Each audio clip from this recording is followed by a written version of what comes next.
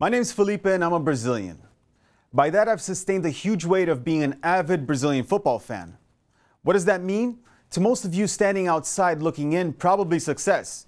I mean, come on, Felipe, 5 titles out of a total 7 World Cup final matches played. That's a 71% success rate. Okay, success. I'll agree with you up to a point on that. But here's a little glimpse to you, the English-speaking world, of what it's like to be me, a member of a nation comprised not of Nobel Prize laureates, military achievements, or, other than ethanol, scientific marvels we've contributed the world with. Truly, do you guys know what a burden it is to have 200 million voices crying over anything short of being the best in the world? Do you know what it's like to finish as the world's second best team in 1998 and yet still hear cries from my people about how much of a failure we were? Did you know that the team dominating Brazilian football at the club level, Cruzeiro, who just last week won a second season in a row, receiving praise from the entire country for their tactical superiority and on-field chemistry between their players, failed to make it past the quarterfinals of this year's Copa Libertadores, or our South American Champions League? The first time a Brazilian club failed to make the semifinals since 1991. Unless it's art or music you're interested in, football is all we have. And until we win the Copa America in Chile next year and Russia in 2018, I simply do not care about Dunga's 6 wins in 6 friendly matches, outscoring opponents 14-1, even if one of those opponents was Argentina.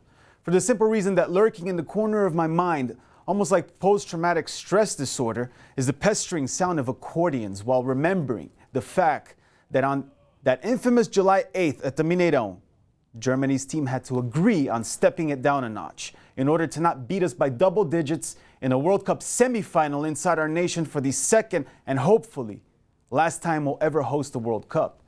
Allow me to remind you once again that football is not only all we have, but it's all we know.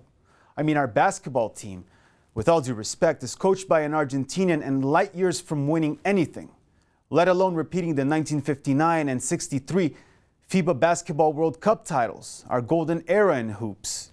And frankly, I wish I could have been alive during that time, a time the Brazilian population support and viewership of the national team was over 95%, and a time our style resembled more of a dance and united the nation by showing its greatness, the opposite of this current seleção, a team that rarely steps foot inside the country, seeing London more of their home ground than the Maracanã, and prioritizing financial gain instead of making amends with a disassociated Brazilian national football fan.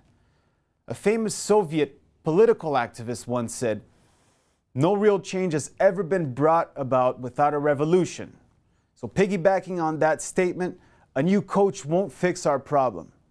It's only merely the tip of a problem underrooted into the very core of Brazilian football.